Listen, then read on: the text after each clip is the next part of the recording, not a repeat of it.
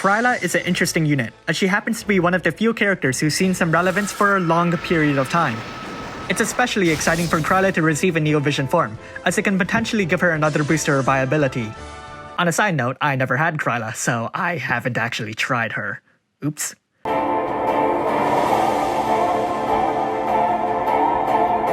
So let's start with her Trustmaster reward, a materia that grants a small boost to her spirit, a very small limit burst gauge regen, and raises all of her units' elemental resistance by 25%. Her Super Trustmaster reward is a hat with a high amount of spirit with an additional 20% elemental resistance. Honestly speaking, the variety might not be worth an entire Super Trust Mugo, but if you're going to Neovision Awaken her, I suppose you're going to get it anyways.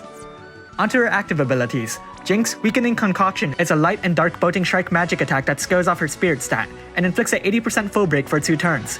Eyes of Argus is a brave ability on a cooldown which inflicts a 1 turn 80% full break, a 100% all elemental impero, and a hex status ailment.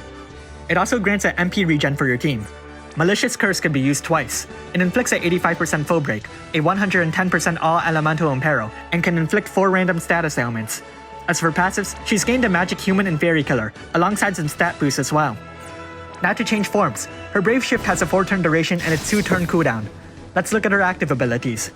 Jinx Blasphemous Ritual will let an ally use dark attacks and increase their dark damage, though it decreases their light resistance by 70%.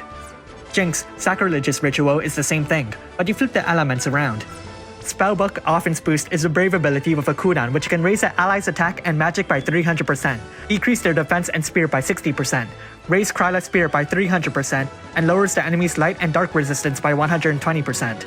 Unfortunately, the effect durations don't match the cooldown, though otherwise you can practically ignore the debuffs by setting up some resistance buff anyways.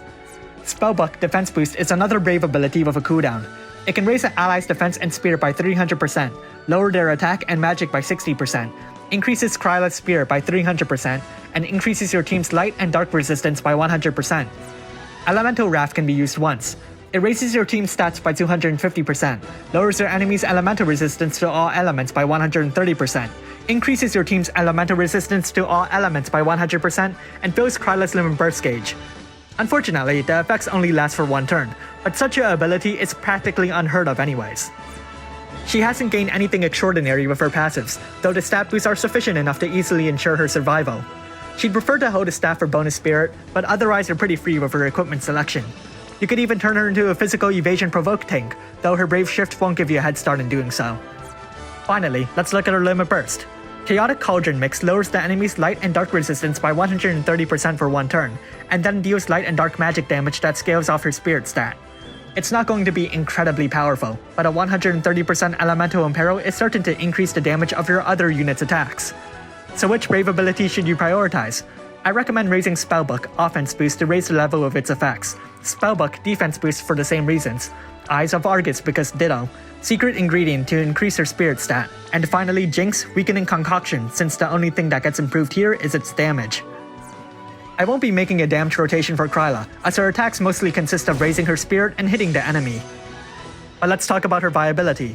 Her first form is a clear-cut debuffer, inflicting breaks, lowering your enemy's elemental resistance, and possibly inflicting status ailments.